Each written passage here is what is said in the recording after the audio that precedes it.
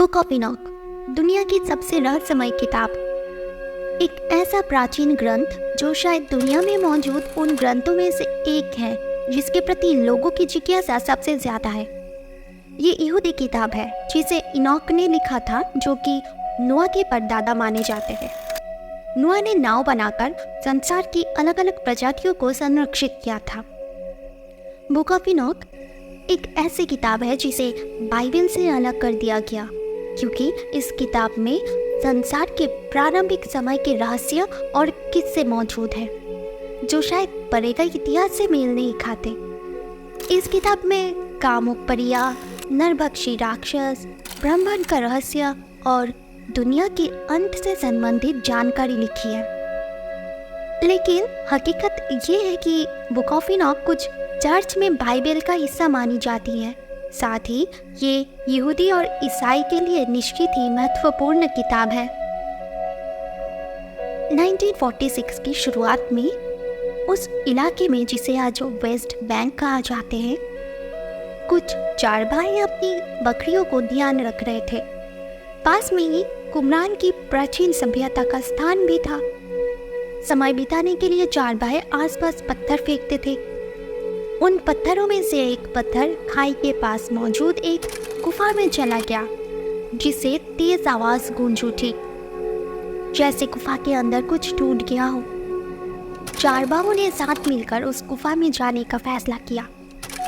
अंदर आकर उन्हें प्राचीन मिट्टी के घड़े मिले, जिनमें से एक पत्थर लगने की वजह से टूट गया था। चारबाओं को जानकारी नहीं थी कि उन्होंने ऐतिहासिक खोज कर ली है। घड़े के अंदर प्राचीन ग्रंथ के अवशेष मौजूद थे।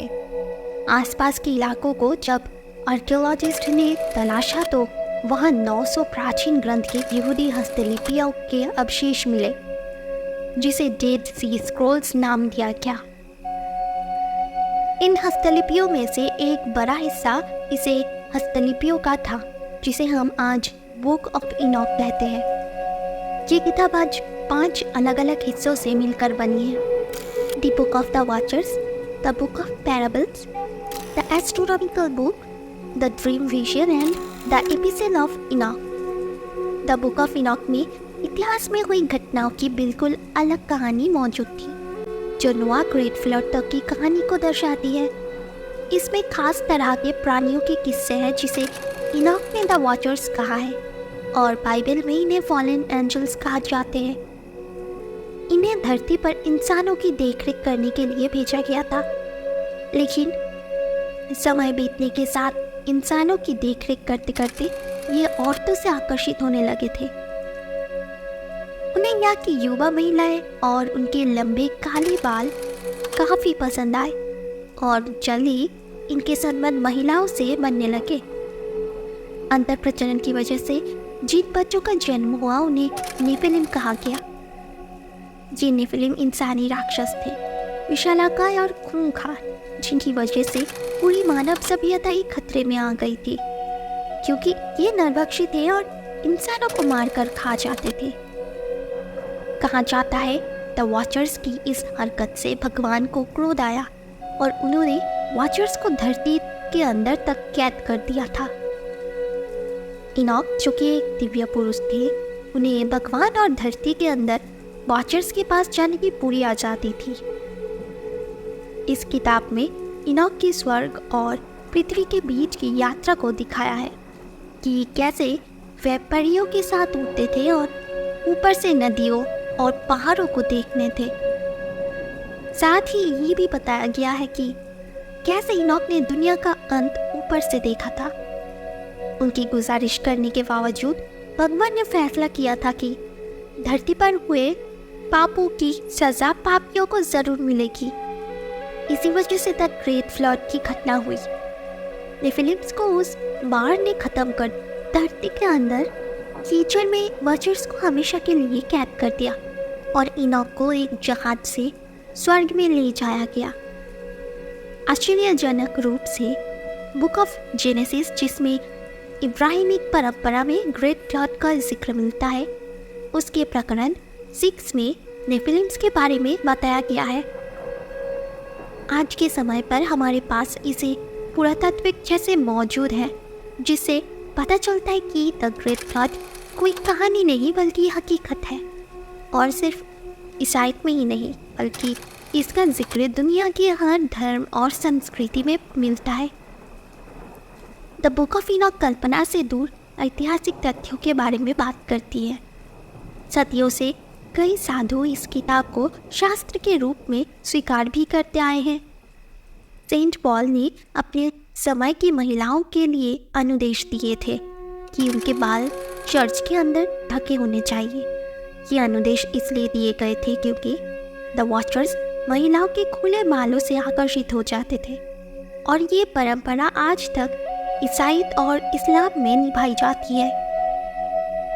अगर हम सुमेरियन ग्रंथों की बात करें तो उसमें भी कुछ ऐसी घटनाएं देखने को मिलती हैं। प्राचीन सुमेरियन ग्रंथों के अनुसार पहले समय में धरती पर कुछ अलौकिक प्राणी आए थे, लेकिन वॉचर की जगह उन्होंने उन प्राणियों को अनुनाकी कहा, और इस शब्द का अर्थ होता है वो जो स्वर्ग से आए हैं। सुमेरियन लोग उन्हें अपना भगवान मानते थे, लेकिन आधुनिक विचारक जानते हैं कि अनुनाकी दरअसल एलियन की एक प्राचीन प्रजाति है जो धरती पर आई थी।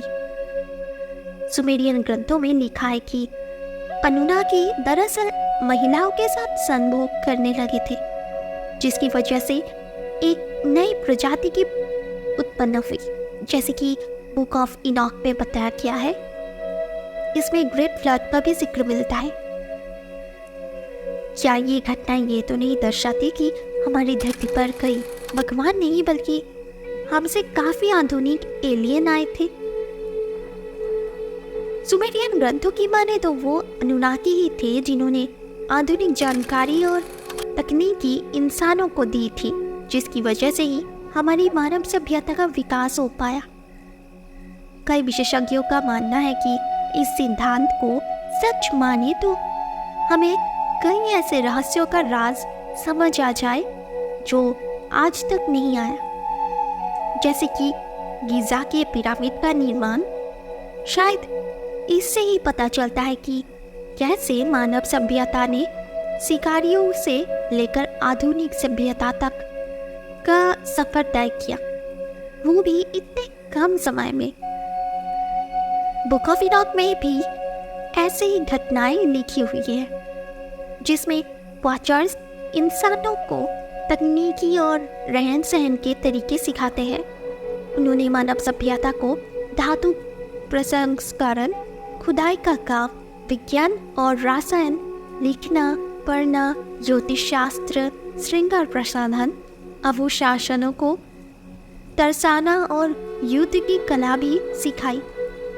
इसके बाद वॉचर्स बेईमान हो गए और उन्होंने पाप किया। बुक ऑफ इनॉक में जिक्र मिलता है कि इनॉक ने खुद बिजली और तूफान के रहस्य को सीखा और उजागर किया था। ये सभी घटनाएं सुमेरियन ग्रंथों में अनुनाकी द्वारा किए गए कर्मों से मेल खाते हैं, क्योंकि उन्होंने ये रहस्य मानवता के विकास के लिए उजागर किए थे। अगर इनॉक के भगवान से मिलने की कहानी पर गौर करें तो उसमें कहा गया है कि इनॉक को हवा में उड़ाने वाले एक जहाज में ले गया था जो विशालाकाय था। उसके हिस्से कांच से बने थे, जिसके आर पार सितारों को देख जा सकता था। इस कहानी में बताया गया जहाज यूएफओ तो नहीं जिसमें बैठकर इनॉक को ग्रेट फ्लड से बचाया गया था। शायद बुक ऑफ इनॉक में मानव सभ्यता की उत्पत्ति और उसके विकास क्रम के बारे में दी गई जानकारी विज्ञान दृष्टिकोण से सही है, क्योंकि मानव सभ्यता के विकास के पीछे एलियंस का हाथ है, जिसे आज के आधुनिक वैज्ञानिक भी मानते हैं। धन्यवाद दोस्तों, हमारी आज की कहानी सुनने के लिए। कमेंट सेक्शन पर ज़रूर बताइएगा आपको हमारी आज की कहानी कैसी लगी और आपको किस तरह की कहानियाँ सुनना ज़्यादा पसंद है। हम लौटेंगे दूसरे किसी कहानी के साथ। तब तक के लिए God bless you, take care.